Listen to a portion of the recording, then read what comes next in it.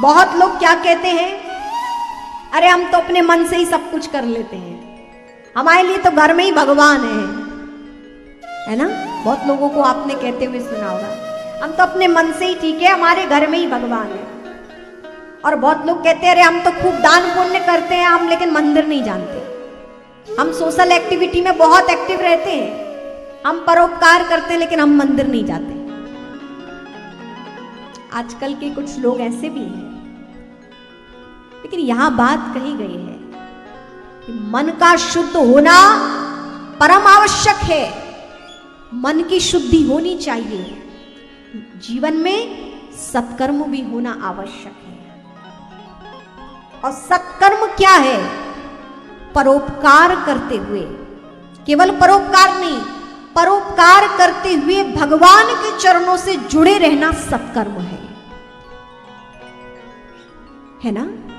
लेकिन आप यदि भगवान के चरणों से नहीं जुड़े हैं और आप केवल, लोग कहते हैं हम सोशल एक्टिविटी करते हैं, हम परोपकार करते हैं, किसी को वस्तुएं देते हैं, कपड़े की किसी को जरूरत है, धन की जरूरत, खाने पीने की, वो हम देते, लेकिन हम मंदिर नहीं जाते। आप ध्यान रखिए, आप भगवान से जुड़े बिना यदि ये कार्य करते भी हैं तो कहीं ना कहीं आपके जीवन में अहंकार आ सकता है। और अहंकार आते ही आपका किया हुआ सब बराबर हो जाता है। वो किसी पुण्य की गिनती में नहीं आता, वो दिव्य कर्म की गिनती में नहीं आता, वो राख हो जाता है अहंकार आते ही। लेकिन यदि हम परोपकार करें, कर्म करें, लेकिन किससे जुड़कर? सत से जुड़कर। वो परोपकार आप कर रहे हो, किसी की सहायता कर रहे हो, वो कर्म है। लेकिन सत्कर्म कब बनता है? जब आप सत से जुड़ जाते हैं। सत्य मतलब जब आप परमात्मा से जुड़ जाते हैं, और परमात्मा से जुड़ने के बाद आप जब परोपकार कर्म करते हैं तो सत्कर्म बन जाता है। और ऐसा सत्कर्म हमें भगवान की योग्य बनाता है। तो वसुदेव जी, जिनका मन विशुद्ध है, शुद्ध है, और उनके जीवन में सत्कर्म है, भगवान के चरणों में उनका मन लगा हुआ है, दान धर्म पुण्य करते हैं और पूर्ण विशुद्ध रूप से। बात कही गई है विशुद्धता की। आप दान पुण्य भी करिए, लेकिन मन में शुद्धता नहीं है देते समय, तो भी वो पुण्य है एक तरह से, लेकिन पूर्ण रूप से फलीभूत नहीं होगा। देते समय जब आप किसी को दे रहे हो तो लेने वाले को यह अनुभव ना हो कि वो अपने आप को याचक समझे, अपने अंदर ग्लानि उसको अनुभव हो, लेने वाले को अपने अंदर छीड़ता अनुभव हो, अपने आप को वो छोटा समझे।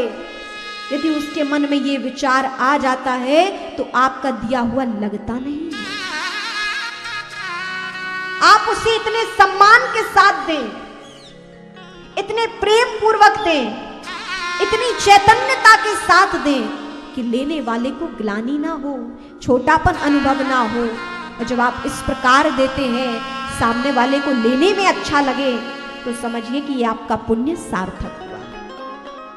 और ऐसे पुण्य की महिमा है, ऐसे दान की महिमा है, और ऐसे परोपकार की महिमा है। यदि ये किसी को फील हो जाए, ये हमें दे तो रहा है लेकिन नीचा दिखाने के लिए, और आप ये समझिए,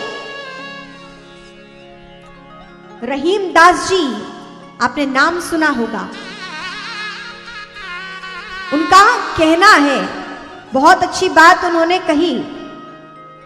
किसी ने पूछा कि आप तो इतना कुछ देते हैं, लेकिन आपके नैन नीचे क्यों हैं? आपकी आंखें आप नीचे करके क्यों देते हैं? तो उन्होंने कहा, देनहार कोई और है, देनहार कोई और है, भेजत है दिन रे, और लोग भरम मुझ पर करें, तासे नीचे ने, लोग भरम मुझ पर करें, तासे नीचे ने। दास जी कहते हैं कि वास्तव में देने वाला तो कोई और है, परमात्मा है, उन्होंने मुझे दिया है और कोई मेरा नहीं है, परमात्मा ने मुझे दिया है और परमात्मा की कृपा से मैं लोगों को दे रहा हूं। कम से कम उन्होंने मुझे देने वाला बनाया, तो अहंकार किस बात का, अभिमान किस बात का।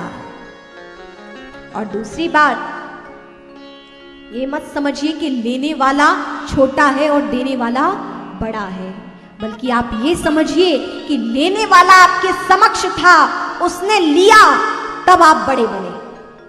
यदि लेने वाला ना हो तो आप क्या दोगे, कैसे आप अंदर से बड़प्पन अनुभव करोगे। लेने वाले ने आप पर कृपा की कि वो आपके द्वार पर याचक बना, लेने वाला बना, हाथ उसने फैलाए, तब आप देने वाले बने। तो ये आप उसकी कृपा समझिए कि वो आपके द्वार पर आया या उसने आपसे मांगा, तब आप देने वाले बने, नहीं तो आप भी लेने वाले बनते।